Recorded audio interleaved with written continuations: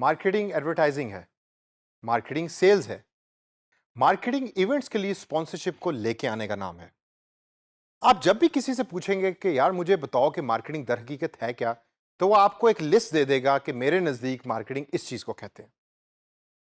आजकल की मार्केटिंग को यहां पहुंचने में टाइम लगा। इस टाइम को हम कहते हैं एवोल्यूशन प्रोसेस।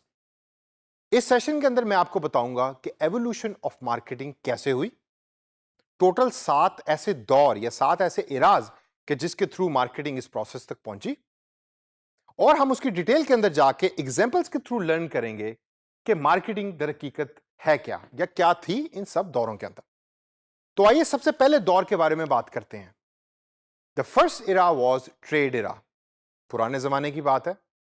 ट्रेड इरा के अंदर ना मशीनें हुआ करती थी, ना आपको ऑटोमेशन नजर आती थी, ना फैक्ट्रियों के अंदर लोग जाके काम किया करते थे।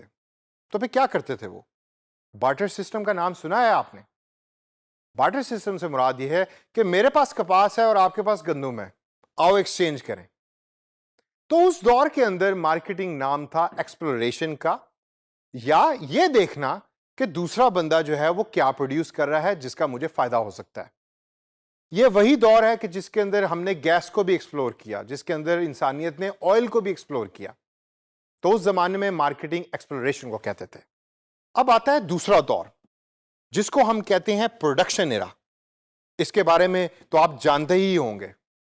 यह दौर शुरू हुआ 1860 से लेकर 1910 तक। इसके अंदर फैक्ट्रीज लगी, मशीन्स लगी, लोग फैक्ट्री जाना शुरू हुए।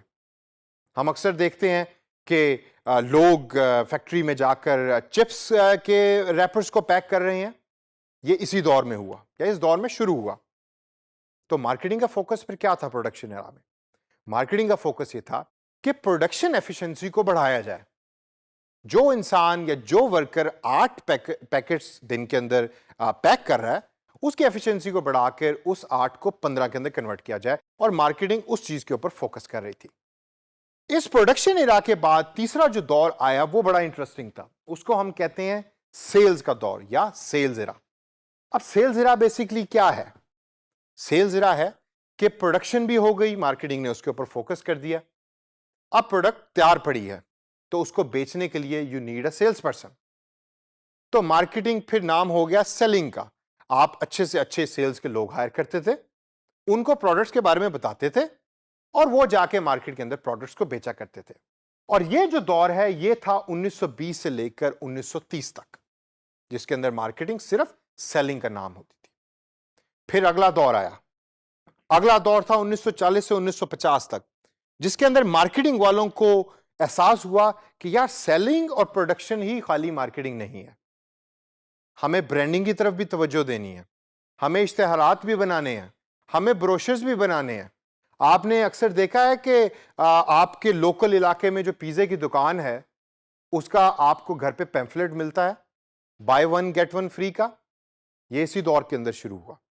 तो मार्केटिंग को नाम दिया गया ब्रांड डेवलपमेंट का। इससे आगे अगर हम चलें तो फिर ज्यादा जो हम वेल नोन कॉन्सेप्ट जिसको समझते हैं मार्केटिंग कंपनी का कॉन्सेप्ट, वो आया जो था 1960 से लेकर 1990 के दरमियान। इसमें क्या हुआ? इसमें प्रोडक्शन के लोग, सेल्स के लोग और ब्रांड डेवलपमेंट के लोग इकट्ठे एक टेबल पे बैठे, और उन्होंने डिसाइड किया कि अगर हमारी कंपनी को बेस्ट प्रॉफिटेबिलिटी चाहिए तो हमें इकट्ठे काम करना पड़ेगा। तो फिर सारी कस्टमर स्ट्रेटजीज जो बनने लगी वो इकट्ठे बैठ के बनने लगी, और hence it is called the marketing company era. अब आगे चलिए।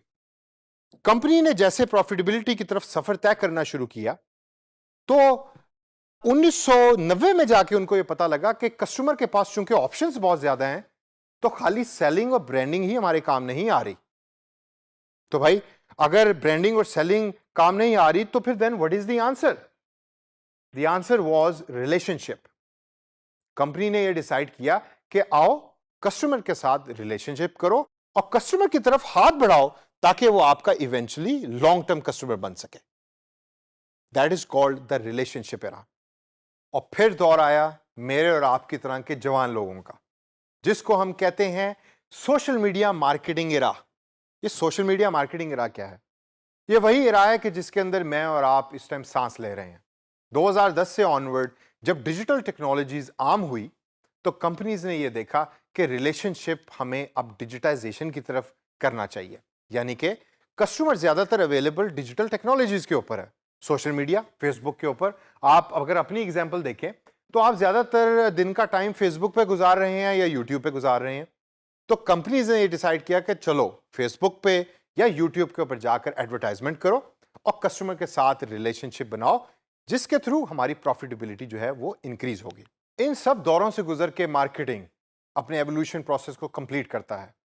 लेकिन इसके बाद मार्केटिंग क्या प्रोवाइड कर रहा है कंपनीज को, तो आइए देखिए। Number 1, exploring new avenues.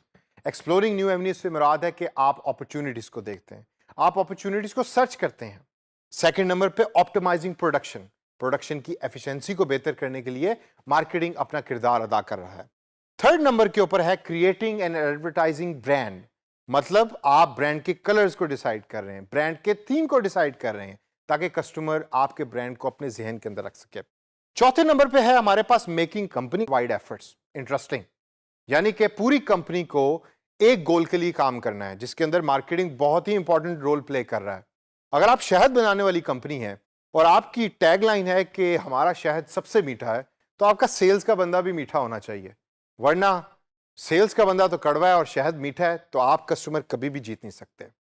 पांचवें नंबर पे हमारे पास है क्रिएटिंग कस्टमर रिलेशनशिप, सबसे इंपॉर्टेंट।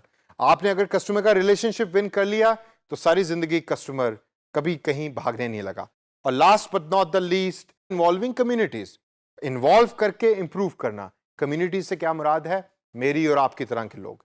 जब आपने रिलेशनशिप कस्टमर के साथ बिल्ड कर दिया तो वो कस्टमर अगले बंदे को बताएगा, तो एक कम्युनिटी बन जाएगी आपकी कंपनी के इर्द गिर्द।